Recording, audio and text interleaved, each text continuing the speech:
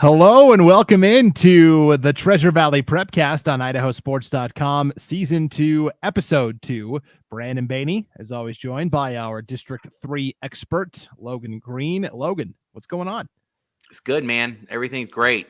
Last year at this time, we were worried that games were going to get canceled, soccer, everything, football, because of the smoke, right? And it's a slightly hazy this morning, but not even close to what we've seen the past couple years, which is really nice. Doesn't seem like there's any worry for the first week of sports this week. Yeah, it's going to be a great opening week of competition. It's going to be, in terms of which sport is going to see the most action right out of the gates. No surprise, it's always soccer. There's going to be a lot of soccer matches going on throughout this opening weekend, and then there's a couple of football contests that we'll talk about. I will say real quick, I mean, here's just a sampling of what you're looking at for soccer in District 3 here on the opening weekend for boys soccer. Ridgeview at Mountain View, Bishop Kelly at Timberline. Wood River is going to play Caldwell in a non-conference game. Timberline is busy. They play BK on Friday the 19th, and then they play Bora on Saturday the 20th. That's a non-conference game this year. The SIC has so many teams at the 5A level. There's 13 schools now, so only the latest matchup in the calendar counts towards your conference record. Capital is at Centennial, Owyhee at Bishop Kelly, Cuna at Meridian, Eagle at Middleton, Nampa at Ridgeview, Boise at Rocky Mountain. McCall Donnelly's going to play the Lewiston JV, Emmett at Fruitland. Jerome will play Valley View in a non-conference battle. And, it's a lot of the same types of matchups on the girls' side. Timberline's at Bishop Kelly. Homedale will play Emmett. Mountain View at Ridgeview. Wood River at Caldwell. Timberline at Bora. BK is going to play Owyhee. Centennial at Capital. Rocky Mountain at Boise. That's going to be a great game, Logan. Yeah. Saturday, the 20th, 11:30 a.m. at Boise High. It is Rocky Mountain and Boise, the two favorites in girls soccer heading into the 2022 season. And again, a non-conference game that won't count in the conference standings, but man, that's going to be a fun one to watch. Yeah, starting off with a bang. And, you mentioned Caldwell playing Wood River. They always play. Caldwell's just been so dominant in soccer. It's interesting to see how they can dominate one sport so much and really struggle in a lot of others, but they have been so good in soccer. I even saw somewhere either on their Facebook page or Twitter that they're actually going to field, I think, a second JV team. That is how much support Caldwell Soccer has, that they are looking to put two JV teams together. So, those kids, and not all of them are moving up, but that is how legit the competition there is for the Cougars. But they always play those tough non-conference schedules. Wood River, that whole area, you look at Sun Valley Community School, they've been dominant in soccer. So that area is tough. So Caldwell, that's a nice I like that, putting that in the schedule, going to playing a Wood River to start things off. Yeah, so you mentioned Caldwell with the second JV soccer program. That obviously affects on the boys' side football in an adverse way, and we'll talk about that in just a little bit. But yeah, opening weekend of soccer in the Treasure Valley, you'll want to keep an eye on the Boise Rocky Mountain matchups, both boys and girls. They will play. The boys will be at Rocky on Saturday 11:30. The girls will be at Boise on Saturday at 11:30. And then also, keep an eye on Bishop Kelly. The Bishop Kelly boys won the 4A title last year. They will play Owyhee as they try to defend their title there, and Caldwell as well, always a tough opponent. So that's kind of the soccer action that's going on throughout the opening weekend. And there's also, as we alluded to, Logan, a couple of football games. There's two taking place in the Treasure Valley on Friday night. Let's start with the Homedale Trojans. They got to the 3A semifinals a year ago. Was this year the year they were finally going to be able to vanquish Sugar Salem? No, it wasn't, but they had a great season, and they bring back a lot of their key players from a year ago, and an interesting non-conference opponent to get things started, Logan. Yeah, Laguna Beach, California, coming to play Homedale. That's just not something you see every day. I like it. It's a fun matchup, and like you mentioned, Brandon, Homedale bringing back a lot of pieces. Is this the year, right? Weezer lost a lot, and we can talk about that later. Weezer lost some key pieces, and Weezer ended up winning the 3A state championship last year over Sugar. They got it done where Homedale could not, in beating Sugar Salem. But is this the year for Homedale? I was there for that game, Homedale and Sugar Salem, this past season in the playoffs, and the Homedale offense just kind of ran out of gas. And you got to think with some of those pieces back this year, is this their time? Work it out last year. Is this the chance? They've done very well over the last couple years, so we'll see what happens. But that opening week game against Laguna Beach will be played on brand new turf. If you haven't seen it, if you go to Twitter and look up Coach Matt Holtry's Twitter page, you can see a cool. Looks like they maybe flew a drone up there and took a picture of it, but it's awesome. Great looking field. And I've always said it. I think the 3A SRV has some of the best venues in high school football in Idaho. And just take a look at this picture. I mean, it's great. The Snake River's right there. The people tailgate right outside. It'll be a great experience for Laguna Beach, I think, to play, a small town Idaho team like that in that kind of environment. It just looks great all around. So congrats to Homedale for the new field. Looks like got a new press box as well. So things looking good down off the river down there. Yes, for sure. So this is a good reminder, Logan, before we dive in too far. This is the Treasure Valley Prepcast, where we break down everything going on in District 3, week in, week out, 5A all the way down to 1A D2. You can get the audio version of this podcast at IdahoSports.com. Across the top of the homepage, you'll see a tab called Prepcasts. From there, there's a little drop-down menu. You click on the Treasure Valley Prepcast, and it's right there. You can also download this podcast to wherever you listen to your podcasts, Apple, Google, Spotify, etc. Hit subscribe, and then it automatically downloads for you. That's pretty, for a lazy person like myself, that's definitely the way to go. You can also watch the video version of this Prepcast at IdahoSports.com's YouTube channel or Facebook page. So for our people that are watching on the video, Logan, I'm going to go ahead and share my screen here. This is that picture that you were talking about. Let's see if we can pull up that bad boy. And maybe you'll want to go full screen if you're watching the video so you can really take it in. But this is the picture that Coach Matt Holtry at Homedale tweeted out. And what an immaculate looking field. I know. I have always, like I said, Weezer, you've got the nice hill on the side where everybody sits on the hill. And then you've got this at Homedale. I mean, those people park right on the back side of the river right there. There's even a boat ramp. And I'm sure somebody could take the boat to the game if they wanted, if they live on the river. But that parking lot, that little road back there is full of people tailgating typically. It's a great place for football. Homedale, one of the best places in the state to watch a football game. And just that field looks incredible. It's going to be awesome. Just adds to the experience at Homedale. That, you mentioned taking the boat to the game. That just reminds me of The Water Boy when Adam Sandler's character takes the little the airboat thing, the little with the fan. Yeah. Yeah, to the game. So what a beautiful facility. And like we said, they are playing Laguna Beach, which is unusual. I mean, they're from California. They're the Laguna Beach Breakers. They're going to be flying up to Homedale for this non-conference game. Boy, I'd love to have the budget to fly up. I know, right? For one game. And of course, we think of Laguna Beach as, at least I do, Logan, when we were younger, MTV had that TV show Laguna Beach, and that was, teen drama and whatever. But that's what I think of when I think of Laguna Beach. But that's me too. The Breakers actually aren't that bad of a team. This is going to be, I think, a good test for Homedale out of the gates. First of all, it's an opponent you've never seen before. Yeah. But second of all, football in California is at a different level. And look at this, Laguna Beach last year, Logan, they went 10-2. So this is no scrub. This is a quality opponent. Yeah, it should be it'll be a fun game. It'll be fun to see what happens. And the best part, there's also the Rocky Mountain Rumble in a couple weeks. We can talk about that later, but nobody over here is involved in that really, but it's a great chance to see where Idaho stands.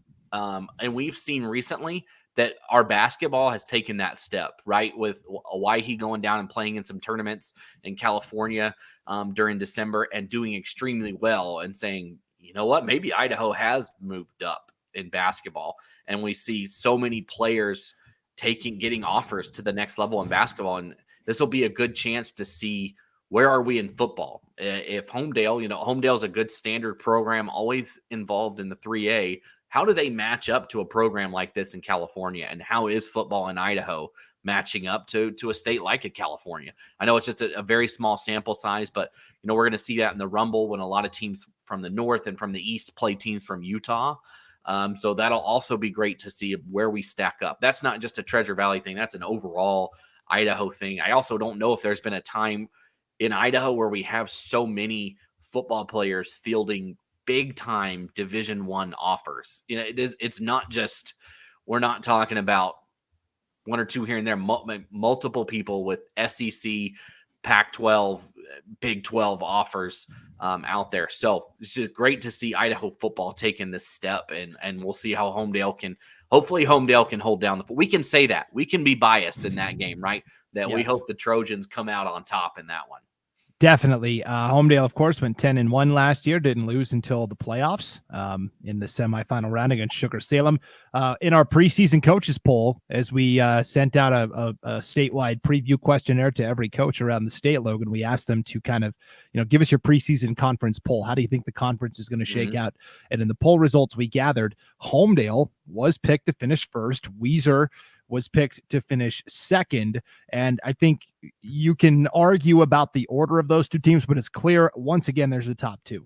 Yes, and it's just copy and paste, right? That's just what it's been. When I worked in accounting, we called it Sally, same as last year. That's just been that's the 3ASRV, right? That is, all right, Homedale and Weiser are going to be here again. And I mean, Fruitland for a long time was in that conversation. It used to be Fruitland's conference. Fruitland's so dominant. And they've been good the last couple of years, but it's just been Weiser and Homedale on the last few seasons. And so we'll see, I guess, do you take that? Weiser won the state championship last year. It's theirs until somebody knocks them off. And, we're hoping we can be there for that Weiser Homedale game in a couple weeks when they play each other. But I think it's going to come down to those two again. And as we saw last year, it really doesn't matter what happens in the regular season between those two, because Homedale beat Weiser, but then Weiser goes and wins the state championship. So it's just going to be tough to beat either one of those two all season long. Yeah, for sure. Homedale, of course, lost Hayden Quinchelo, the great all-state running back, but they bring back Jackson Dines at quarterback, Mason Strong at wide receiver. They've got some really good offensive linemen that are back. Dior Packer on defense is a standout linebacker. So Homedale brings back a little more. Weiser lost more overall to graduation. I think that's why Homedale got the edge in the preseason poll. But, Weiser is going to bring back Brock Spencer, the younger brother of Brett Spencer, who was an all-state quarterback last year. Weiser brings back a couple of offensive linemen, so it's going to be fun to watch those two duke it out. McCall Donnelly was picked to finish third. They were the third playoff team from the league a year ago. They won that Kansas City tiebreaker over Payette. They were so ravaged by injuries last year. They had to play a lot of younger players that got valuable experience. So coaches are thinking that might pay off for them. Fruitland was picked to finish fourth. Logan, you mentioned Fruitland kind of had been the dominant team in the conference. Longtime coach Ryan Tracy resigned at the end of the season. Towards the end of his tenure, there was a couple of incidents that happened with the Fruitland program. There was the controversy over, him stealing a couple of pages out of the Weiser playbook and giving it to Emmett, which was a big controversy. And then last year there was the alleged hazing incident that caused Fruitland to kind of forfeit the rest of their season. Really, they forfeited their position in the Kansas City tiebreaker. So they're getting a fresh start, which I think Fruitland really needed. Right. And they have been that dominant program, and I don't think that it is that far gone, right? It's only been a couple years since they were in that position. I mean, just a couple years ago, they were playing non-conference games against 4A Middleton, who's now a 5A school. And so Fruitland has been there. They've done that, and that's just a historic program. And I think, having a fresh start, maybe get some, you can't deny that when a coach has been somewhere for so long, that bringing in fresh blood does change things, whether it's good, whether it's bad. You just can't deny that a new coach comes in with a new energy, and they're going to add in things into their regime that they want to do. And people are, it's different. It's exciting. So we'll see what happens with Fruitland. If they can keep that, I think, like we mentioned, it's probably between them and McCall Donnelly for that third spot. And McCall Donnelly, they're kind of away from the rest of everybody else can just hop off of Highway 95 real easily. And I mean, I guess technically you take Highway 95 to get to McCall Donnelly, but a little different route, a little further through the mountains. But they kind of get left out of the conversation. But that's a team that only 3 years ago was playing for a state championship. For basketball, back-to-back years playing in a state championship. They just slide under the radar, I feel like, in a lot of sports. And then it's like, oh, you're here. And oh, you're good. So we'll see. They are losing some pieces too, but we'll see how the Vandals shake it out as well. Yeah, and that's also making the jump from Yeah, making the jump from 2A to 3A, right? So, and they've just kind of kept it going, and it's going to take a couple years for a football team to get up to the next level, but basketball seemed to be doing just fine, and so we'll see if the football team can make that step again this year and be just a little bit better than they were before. For sure. So it's Homedale 1, Weiser 2, McCall Donnelly 3, Fruitland 4, Payette 5, Parma 6. Now, you can look at all of these preseason coaches polls. We just published it to our homepage, IdahoSports.com. It's got every preseason coaches poll for every conference in the entire state. Now, I will say, Logan, Parma is a program that is on life support right now. There's been reports and rumblings of Parma maybe having to shut down the season. That's what I've heard. I heard from a pretty well-connected source last night that Parma probably will not be able to have a varsity team this year. They have very low numbers, and a lot of it is underclassmen that just aren't ready to compete against like a Homedale or a Weiser. And so, again, nothing official that we've heard yet, but this is a Parma program that looks like maybe will not be competing in varsity football this year, which is last I saw was that they had sent out, I don't know if it was the principal or superintendent, somebody sent out like an official memo and posted it online. That was the athletic director. Yeah. Oh, athletic director asking for participation for football. And you see this happen with programs that maybe have just not been strong lately. It's just, we've talked about it many times when you're a kid and you see the people above you succeed and play in state tournaments and play for state championships, and you go to Holt Arena for a state championship game to watch your big brother play or watch your neighbor play or whatever it is, that makes you want to do that. That steps it up, right? That drives the fuel for the younger generation. And when you don't have that, when you haven't been successful, sometimes you get in pickles like this where it's hard, where Parma's a 3A school, and it's we've seen this at Caldwell where they kind of had to forfeit a season a couple years ago just because they also didn't have the upperclassmen that were ready to play. So hopefully Parma, like you said, if it's not this year, maybe next year, where some of those younger guys move up and are ready to go and kind of want to set their own standard for Parma football. Yeah, so let's talk about Caldwell. Because they're in a kind of a similar situation as Parma, right? You talked about a couple years ago, Caldwell had to forfeit, the tail end of their season. Yeah. That was because they didn't have enough players that were eligible. And I give head coach Steve Fleshman a lot of credit at the time. He said, look, until our grades get better, we're not going to be playing football. We will every day after school go to study hall and get those grades up. And, football is a privilege. It's not a right, and you have to earn it.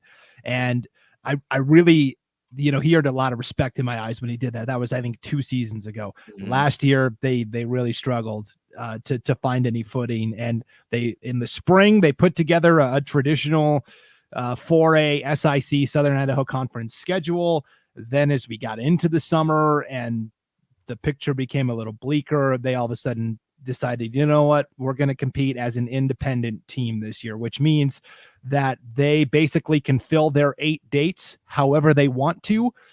They can play as many or as few teams from their conference as they want to, but that also means they will not be eligible for postseason competition. Right. And it's crazy because, Brandon, we were talking offline about this in the 4A. There's not going to be many teams that don't make the playoff in 4A, right? There's 16 seeds. Yeah. And, off the top of our head, we're 22, 23 teams in 4A. So, I mean, if you count one out right there in Caldwell, that's, almost 75% of the teams are going to make it in from 4A when you count them out. But I think this is a good move for Caldwell.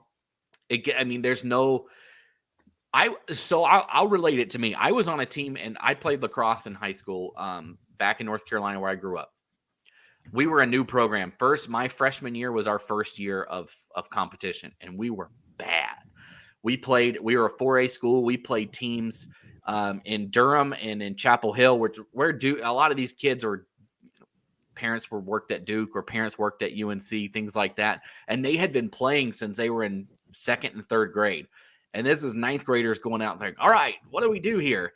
And we would get demolished. And it was just not fun. And I would have loved the chance to step down and play maybe a 2A schools that I knew I could compete with, even though I'm not going to make the tournament. And that's okay because I'm not going to make it anyways. And then, you know what? I think everybody knows, walking in a room, you don't have to say, those kids, they know what they are. They are what they think they are. We knew who we were. And we knew that it would have been great to have that opportunity to play teams that I could compete against and get better and not just get creamed. And so, for a team like Caldwell, I think that is good, at least from my point of view, the chance to compete, to get better, to build confidence, and to enjoy the game of football, to enjoy the game, right? That's at the end of the day, that's what we're here for, right? Is to enjoy it. And nobody enjoys that, the consistent, beatings. And so having a chance to play teams that maybe you match up more with, that you're able to learn with, and to just hang around with, I think it's a good move for Caldwell. I agree. And we've seen this playbook before. Boise did this a couple of seasons ago. Mike Altieri has done a nice job of rebuilding that program. And Boise said, you know what, we want to compete as an independent. We'll still be in the 5A SIC, but this was when they first split the league into divisions. And Boise was going to be in a pretty difficult division. And they said, hey, look, we don't want to play Rocky Mountain, Mountain View. Like give us maybe a softer schedule, and in exchange for that, we will kind of automatically take the lowest seed into the cross-divisional playoff games. Right. And so that was kind of an agreement they reached there. And, it will remain to be seen whether that move ultimately pays off. But I would say Boise's program is in a lot better place than it was 3 years ago. Yeah. Well, a couple of years ago, they'd been few years since they had won a game, and their numbers were low too. And then a couple of years ago, they ended up winning a couple of games, even won a conference game, I believe. I think they beat Hawaii last year in one of their games. Just get it going. Like, say, look, guys, we can compete. Like, we can hang with these guys. We can do stuff here. We can win.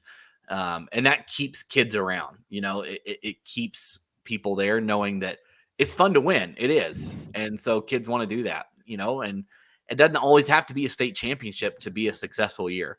Like I said, from my point of view, playing, I knew we were never going to sniff a state tournament, let alone a state championship.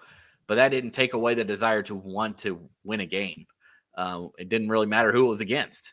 So, hopefully we can see that from Caldwell. Hopefully we can see them take that step forward, win some of these quote non-conference, non-traditional games that they might have on the schedule this year.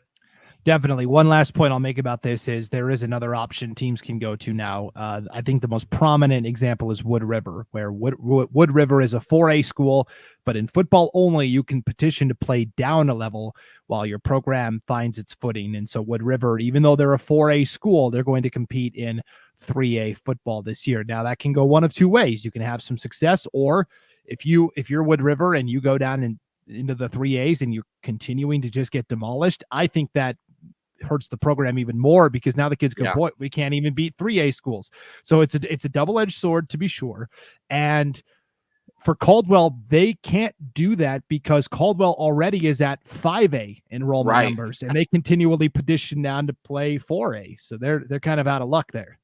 Yeah, when you look at the numbers, I think Caldwell is one of the bigger high schools in the state. Like, they have a lot of kids, a lot of growth over there. But yeah, you can't go down 2 levels, I guess.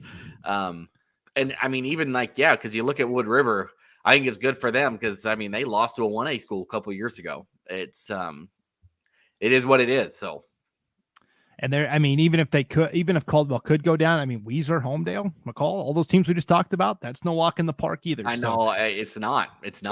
And so, hopefully they can get some footing going. I mean, that's the end of the story, right? Is hopefully they can get on solid ground and get the program, at least interest in the program and desire back in there. Because like Definitely. we mentioned, they got 2 JV soccer teams. That's where it is at Caldwell. You want to be on the soccer team there because you are going to play in state tournaments if you play soccer at Caldwell. For sure. Quick snapshot of the preseason coaches poll in the 4A Southern Idaho Conference. Bishop Kelly picked first. They lost a lot to graduation, but they're continually one of the larger programs in terms of numbers. They really just plug in new guys, and it's the same old, same old.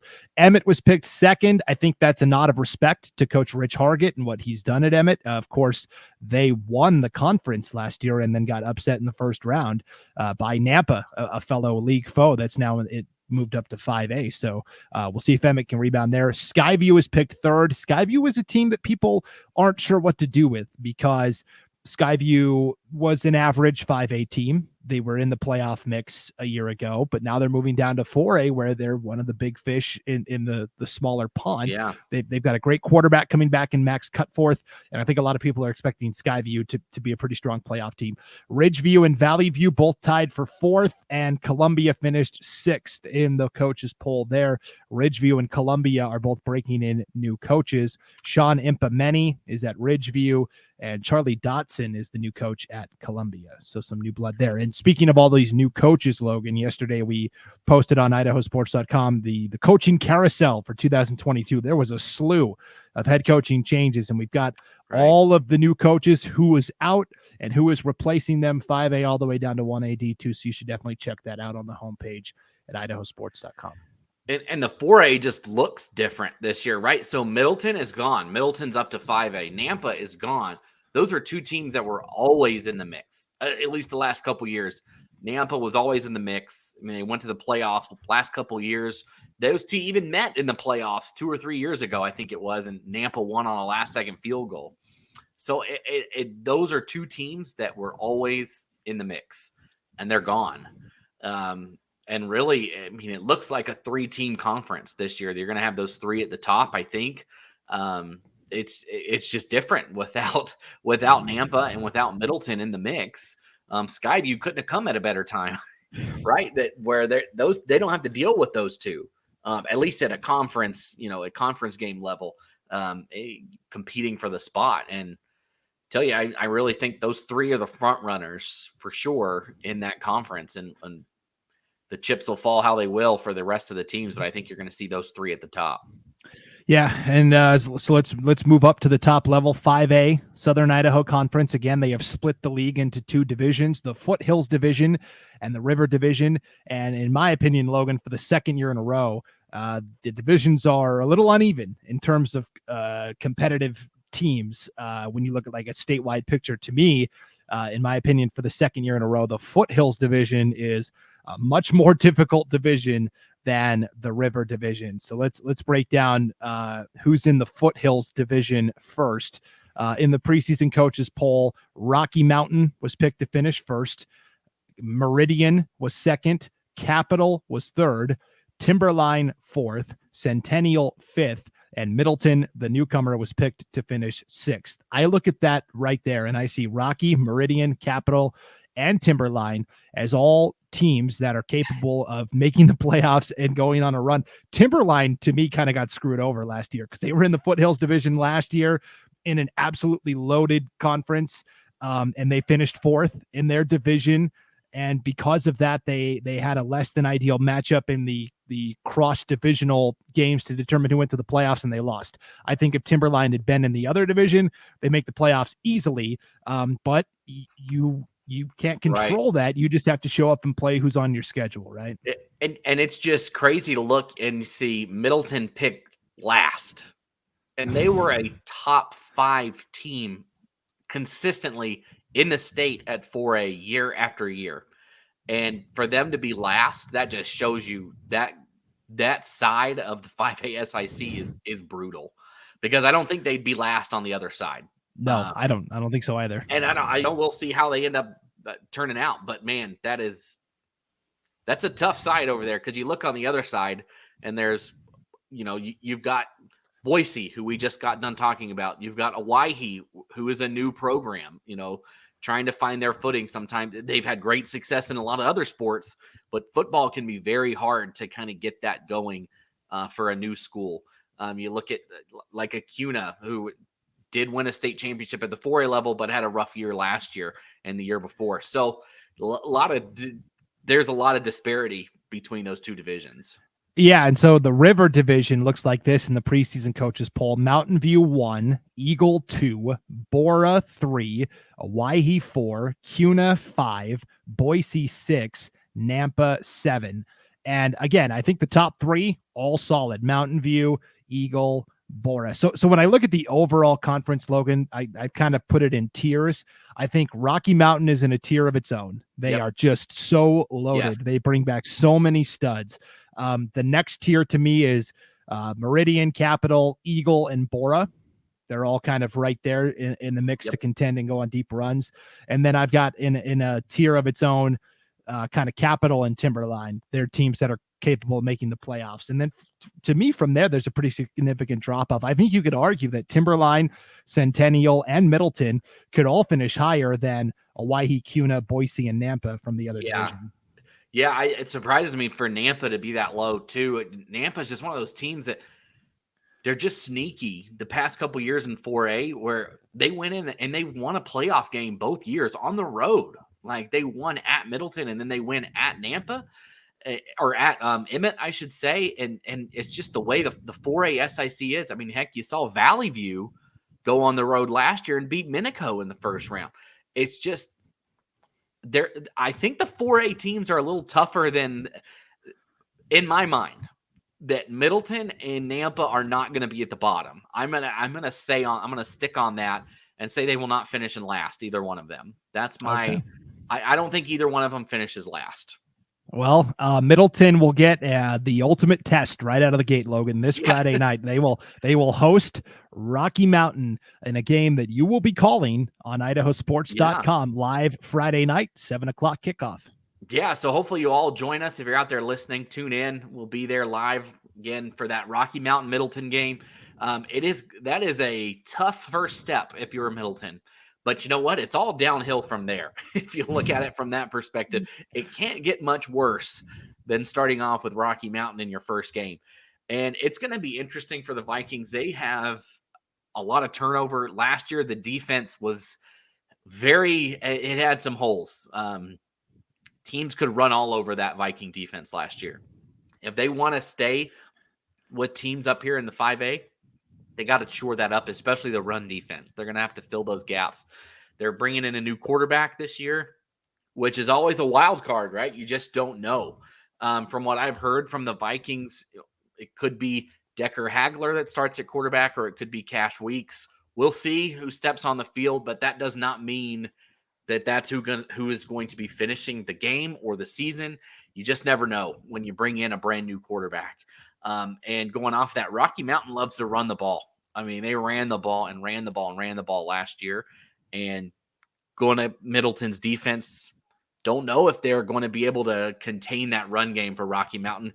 Just from what I've seen the last couple years from both teams, it might be a long night for the Vikings. Yeah, Art Williams, all-state potential running back for Rocky, running behind a pair of offensive linemen that have committed to high-end Division I schools at Rocky Mountain as well. And you've got receivers at Rocky Mountain with high-end Division I offers as well. And I know they don't throw the ball, but when they do, they got guys out there that can catch it. Yeah, it's going to be an interesting opening test. Welcome to the big leagues, Middleton, for sure. Middleton last year, this is the last point I'll make about them, and then we'll move on to the 2A Western Idaho Conference. In Middleton, the big story last year was that game against Emmett, right? It was Emmett, right, where the preoccupation with the Max Preps rankings came into the back of the Middleton coaching staff, where hey, if we had the lead, there's like a less than a minute to go. Logan, you were there, right? You can speak to this a little better than I can. And I tell you, I always tell people that that must have been my worst call ever, because I didn't even know what to say. It was just a, oh my goodness type moment. It was where Middleton was leading that game by 13 points with less than a minute to go. Emmett scores, and they kind of concede. They just kick deep. Middleton takes over inside the 15-yard line, and they go to add more points on the board. Kai McClure ends up fumbling the ball. Emmett recovers, scores on the last play of the game to tie or to get it in one.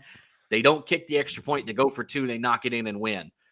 Just an absolute wild ending. But like you mentioned, Brandon, it was predicated upon Max Prep's rankings and needing a certain point differential to increase the odds of being at home versus being on the road versus where they would end up in the conference standings. Yeah, that was a valuable lesson to coaches around the state that if you worry about that kind of stuff, it can cost you in a pretty significant way. And to me, and again, I'm an outsider. You live in that area. You're a little more plugged in, but I really thought the team was lost after that. The season was lost. I felt like from there, Middleton just never had it again. No, and then, it's funny because I believe, based on it was Middleton, Bishop Kelly, and Emmett that were kind of right there at the top. And Emmett had a favorable schedule the rest of the way, which they ended up losing the next week or the week after. And so you just don't know. There's a lot of good teams, and I think in their mind, they're like, Emmett's going to run the table. And if they had just won that game, it wouldn't have mattered, because Emmett lost the next week or the week after, something like, I think, to Valley View. You just got to win when it's there. If it's there, just take it. And so, Kai McClure did end up breaking his foot before the playoff game against Blackfoot, and that didn't help either going into that one. But we'll see what happens. But like I said, Rocky Mountain, they just return so much. I want to give a shout out. CJ Jacobson is a wide receiver for Rocky Mountain. Phenomenal athlete, great receiver. He has offers to tons of schools, but if he's listening by any chance, he needs to pick NC State. He's had lots of visits. And if he wants to be a top level performer, he needs to be a part of the pack. I know those other schools are great, but NC State, that is top level. You will never play for a better school than for NC State. And, that's my plug. Yeah. So. Yeah. CJ Jacobson, a great wide receiver for Rocky. He started since his sophomore season at wide receiver. He's never been an all-state selection. And yet there are these Division I schools that are lined up to talk to him. And that is because Rocky Mountain has been so run heavy that he doesn't put up the numbers that you typically would associate with an all-state player, but the talent is apparent, and the schools are lining up for his services because he is a physical specimen. And then, we talked about those two offensive linemen for Rocky Mountain, Zach Penner. He's already committed to the Idaho Vandals, and Jackson Fulmer committed to Kansas State. So you've got two Division I offensive linemen on your O line. It's tough to break through that, and they're going to be leading the way for that run game. You've got Division I wide receivers. It's tough. They're going to be a tough out. A lot of people like the Grizzlies this year. I think. You look around the state at other 5A teams just briefly, Rigby loses their quarterback, loses some of their big production. And that Rigby's been the one the last couple of years, won 2 of the last 3. So is the 5A a little more open than it has been? I mean, Rocky Mountain's just a year away from when they won it 2 years ago, defeating Rigby in that state championship game. So are we going to do the Rigby Rocky trade-off this year and Rocky get back on top? We'll see. But they seem to be at least from what I've heard around, maybe that top dog. You look at Lewiston up north is getting a lot of love. And I think Highland over in Eastern Idaho as well. But tell you, it's might be Rocky's year to come back on top. Not that they haven't been on top, they kind of got out-kicked against Highland, and see, the Highland just had, honestly, one of their secret weapons was their kicker, and Eagle fell to that, and so did Rocky Mountain, falling to Ian Hershey, just literally booting them out of the playoffs with his monstrous kicks in the playoffs. Yeah, Ian Hershey, he's going to be the kicker for Idaho State as a true freshman. So I can't believe a bigger school never signed him. That was I know this is not the East Idaho Prepcast, but how did you see consistently NFL kickers not be able to kick what he can kick, and nobody else offered him? I think he'll blow it out of the water there at ISU, and I think he'll turn a lot of eyeballs there. Yes, and he might be busy because I'm not sure that offense is going to be great A this lot year. of field goal opportunities. Yeah. Anyways, okay. 2A Western Idaho Conference. The league was won by Nampa Christian last year. Melba took second. Cole Valley Christian took third. They were the Who top. called that, Brandon? Yeah, Logan, you nailed it. Did You I did. call it or did I? Oh yeah, I did call it. You're gonna take your victory lap, but we'll bring up all the times. So, and again, here's a reminder for the fans and that are watching and or listening. We don't like certain schools. We don't hate certain schools. We like everybody equally, but it's fun for us to give our opinions. And just because we pick against your school doesn't necessarily mean we don't like your school. It's just what we think. And guess what? I have zero dogs in any fight out there. None. Right. Zero dogs. It does not. I am not benefited. It does not. I do not sleep better at night if your school is defeated by another school. It's just fun banter that Brandon had picked Melba, I think, and I had picked Nampa Christian, and so we dog on each other. It's it's not a knock on anybody at all. Definitely. And so, more times than not, I'm wrong. And when I'm wrong, I wear it. I'll come back on here and say, yep, I was way wrong about that. But also when we're right on stuff, we're going to take our victory laps as well. And that's, we want to get the fans talking like, that Brandon Baney, he's an idiot. That's what we want. We want to fuel the conversation. Right. Okay. So, Nampa Christian was 1 last year. Melba was 2. Cole Valley was 3. All 3 made the playoffs. New Plymouth finished 5-3 last year, did not make the playoffs. And that was really an eye-opener. The first season of the Max Preps rankings, and you're like, all right, New Plymouth, they're 5-3. They're going to get one of those at-large bids. No, they lost out to a couple of sub-500 teams in like Aberdeen, from the East, and West Jefferson was right at 500 as well, but they got such a bump from playing West Side, Firth, North Fremont, etc., that propelled their Max Preps ranking above New Plymouth, which I thought New Plymouth got robbed last year. But I do too. And Brandon, maybe this is the year that we see that kind of come down. West Side is not the same West Side that we have seen where I mentioned it. We mentioned it on a post. We're putting some schedules out. The seniors for that West Side team have lost 1 game in their high school career at the varsity level. The second game they ever played of their freshman year, a 7-6 loss to Snake River. That's it. They have won every game since then, 3 straight state championships, but they're not the same team. And do we see them kind of – it's great. If they lower, everybody over here can come up. It's weird how a team in Eastern Idaho being not as dominant can help a New Plymouth, but it's true. That's just the way it shakes out. And I'm curious to see second or third week of the year, Melba is taking a trip to North Fremont. And we should have that one here on Idaho Sports for you. That should be a great one. And we'll see exactly where Melba sits in that and how they can compete. North Fremont has taken them out of the playoffs the last couple years, I believe. They definitely took them out last year, but we'll see how Melba can, if they can increase and they can step up and compete with North Fremont a little better. Yeah, both games last year were like 40-30 type shootouts where Melba was close, but just couldn't get a couple of stops they needed. And their head coach Juan Kalunga talked about that in our pre-season preview for Melba. You can go read that at IdahoSports.com. But he said, we had too many mental lapses last year, and we got to be stronger mentally this year. So the preseason coaches poll this year, Logan, looks like this: a tie for first place between Melba and Cole Valley Christian. So how about Nampa Christian, the defending league champs? They were picked to finish 3rd in the preseason poll. Pretty interesting, I thought. Yeah, a lot of people high on Melba this year. I think, didn't win it last year, but they're just have always been there. And is this their year to come back? Yeah, Cash Buse is back at quarterback for the Mustangs, and there's a lot of buzz around Cole Valley Christian, I will tell you. Mark Moreno has done a great job with that program. He's in his 3rd or 4th year.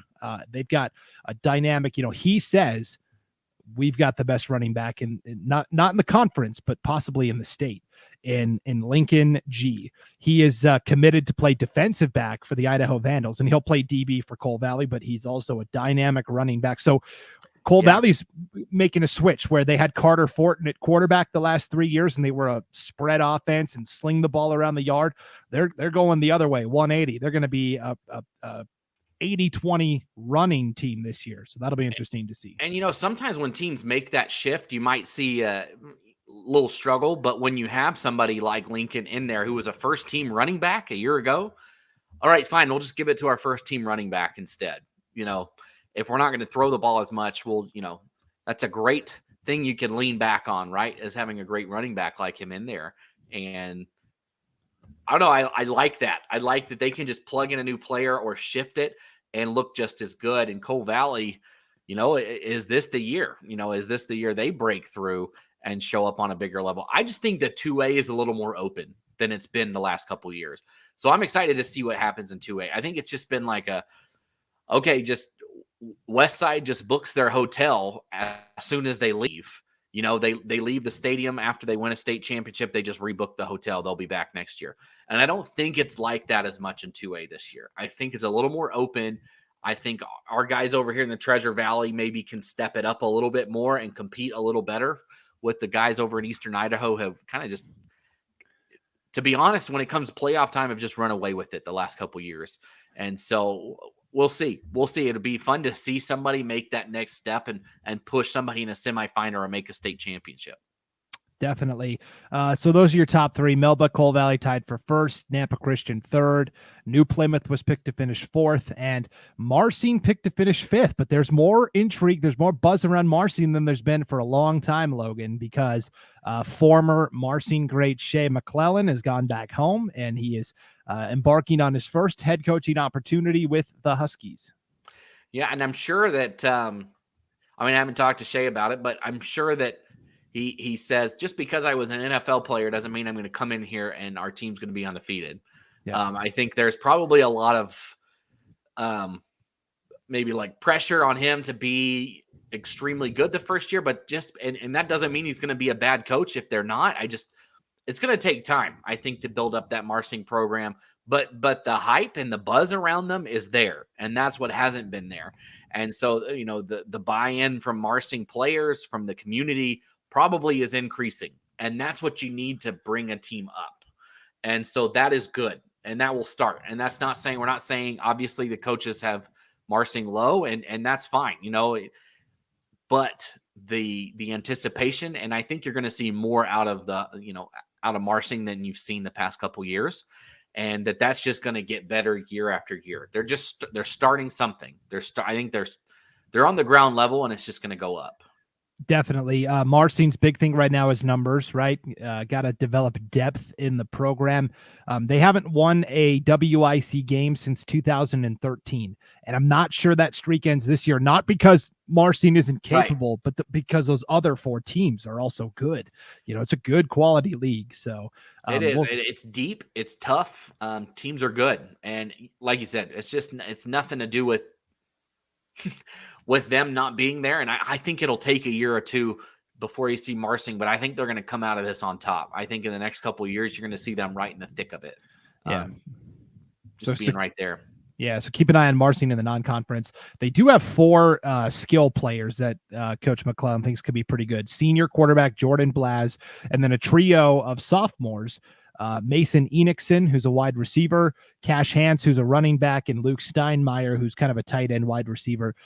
Coach McClellan has dubbed those guys the four horsemen of Owyhee County. So that's kind of fun. And Coach McClellan's real big on nicknames. He's dubbed his offense basketball on grass. The problem is with basketball, you only need 5 guys. In football, especially 2A football, you need 11. The big key is, can they get some offensive linemen that can pave the way for all these skill players? That remains to be seen for the Huskies, but we'll keep an eye on it for sure. 1A D1 Western Idaho Conference. Logan, notice the overwhelming preseason favorite. They were picked to finish first in the preseason coaches poll. Idaho City second, Wilder third, Rimrock fourth, Greenleaf Friends picked to finish fifth. And the big question as always is, can the champion of this league make noise on a statewide level? Historically, District 3 has not competed well against the White Pine League up north, or, Right. District 4 with Oakley, Raft River, etc. And I think, yeah.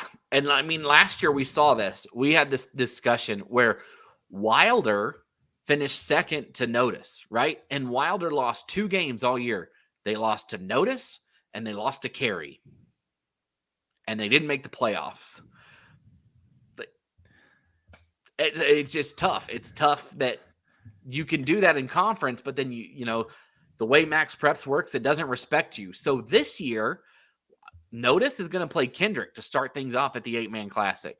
Notice is going to Clearwater Valley is going to come down and play Notice. I think Notice is even going up to play Council. So I know Council's a D2 school, but Council's expected to be very good in their league as well.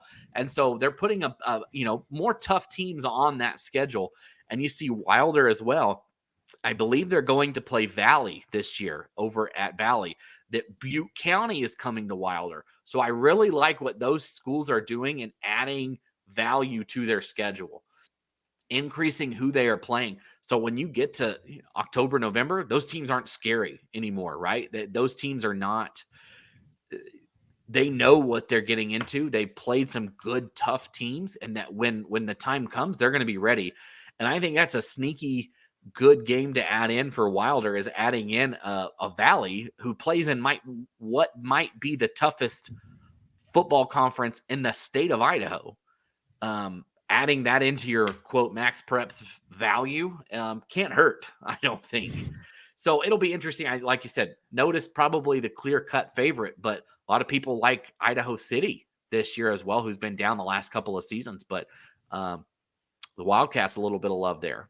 Yep, we'll see what shakes out. Long Pin Conference in the 1A D2 ranks. The preseason poll, Council was picked to finish first, Horseshoe Bend second, Garden Valley third. Those were your 3 playoff teams a year ago.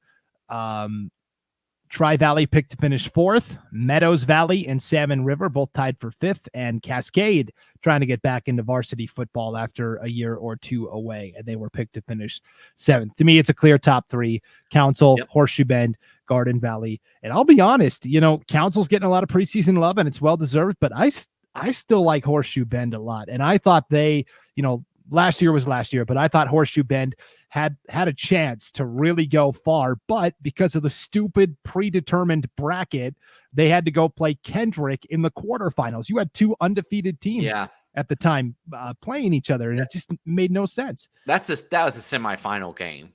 I think right. Yeah. No, it should have been a semifinal game. That's what that's not. It's tough. I think you had a clear top 3 last year in 1A D2. It was Cary, Kendrick, and Horseshoe Bend. And it's a shame that we didn't get to see those two play, in a different type environment. I mean, got to play in the playoffs. I guess that's all that matters. Kendrick goes on and wins it, but should have been one more round later, I believe. Yeah. And I had a Stetson Spooner, the coach at Mullen St. Regis, told me that they're still using the predetermined bracketing, but he said they fixed it, so it's a lot better this year. So we will wait and see what kind of fixes they came up with for that bracket. But man, football is off and running. We've got 3 games on the IdahoSports.com family of networks this weekend, including that Rocky Mountain at Middleton clash on Friday night. It's an exciting time, Logan. Yeah, and you should tune in. If you're a fan of 5A or 4A football here in the Treasure Valley or anywhere, or whatever, tune into that game. Check it out. See how Rocky Mountain looks. Like, you want to see how one of the top teams in the state looks? Check it out. You want to see how Middleton is going to look after making that move up to 5A? I'm sure they got a chip on their shoulder coming in picked last. That's not where Middleton's used to being picked in anything. Last, that's not, they're not used to that. So they might have a little chip on their shoulder wanting to come out and show people what they're worth, but it's real football that matters. So you want to tune in. There's a couple of other games around the state that you also, you could check out as well. I believe we got Rigby and Coeur d'Alene, which is a massive game. If you're involved in either of those programs, you know what that game means after a couple of years ago. And I think we got Thunder Ridge and Minico as well. So another game, just 3 great games to start off the season here on Idaho Sports. Definitely. And you can always check what games we're going to be broadcasting by clicking on the game streams tab on the homepage at IdahoSports.com. But yeah, there is more content than we know what to do with right now at IdahoSports.com. We've got our statewide football previews. We've got everybody in except the 1As. We've got a few 1As that we're still trying to peg down, and those should be up by next week. We've got boys and soccer previews ready to go, volleyball preview, cross-country preview still in the hopper. We've got our update on all the football coaching changes, the football preseason coaches poll. There's going to be a media poll for football coming out this week. There is going to be the weekend preview where we're previewing the biggest matchups, the weekly rewind, which is recapping the biggest stuff. Plus the Prepcast. There's the scores and schedules. There's just some, and the Friday night flash is back for the second year in a row, Logan, where we will on Friday night. He's no longer intern Keller. He's now, paid employee Keller, but he's going to be updating the flash every Friday night for us, updating that statewide in real time scoreboard for us once again. So there. Yeah. I don't think that exists anywhere else where it is live at the moment. It's like checking your ESPN app, right? For college games, NFL, whatever it is. We got, as they happen, as we know the score, we're updating that. That is not, we're waiting for finals. That is, so if you're at a game and you want to know, what's going on with that Valley View Caldwell game? Well, let me check my let me check Idaho Sports, right? Let me check the Friday Night Flash and see what's going on there. So don't forget about that. I always see it on social media sometimes where people are saying, what's the score of this game? And I'm like, just check the flash. It's right there. You don't need to go digging down 30 different rabbit holes to find a final score, to get an update on, that Wilder Butte County game. Just check the flash. We got that. As soon as we know it, we will put it up. And so we come into scores probably a little bit easier than other people do. So check that first. That should be your first stop for live up-to-date scores. Definitely. One last point, and then we'll get out of here because we went super long. But hey, this was our first kind of real Prepcast of the season. So thanks for hanging with us.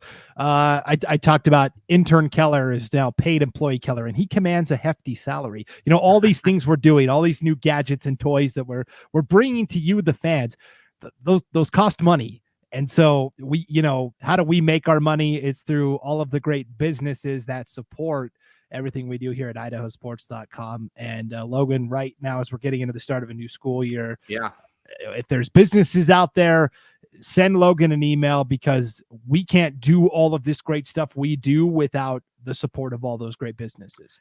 Yeah. And like I always say, our content is free, but producing it is not. And so, I mean, we don't want to make this a long infomercial for anybody, but you know what? If you want to be a sponsor, reach out to me. It's Logan at IdahoSports.com.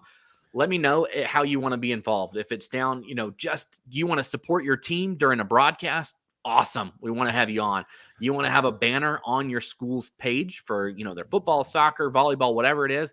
Perfect. Let me know. You want to be on a regional sponsor? Great. Let me know. We can get it done. It's not a waste of our time for something as little as a small little shout out during a game. It's not. Please, I would love to talk to you. We'd love to show you how we can get your business the respect it deserves, and getting the word out about your business and what you can do to help people in your area on a broadcast or with a link, whatever it is. Just let us know. Logan at IdahoSports.com.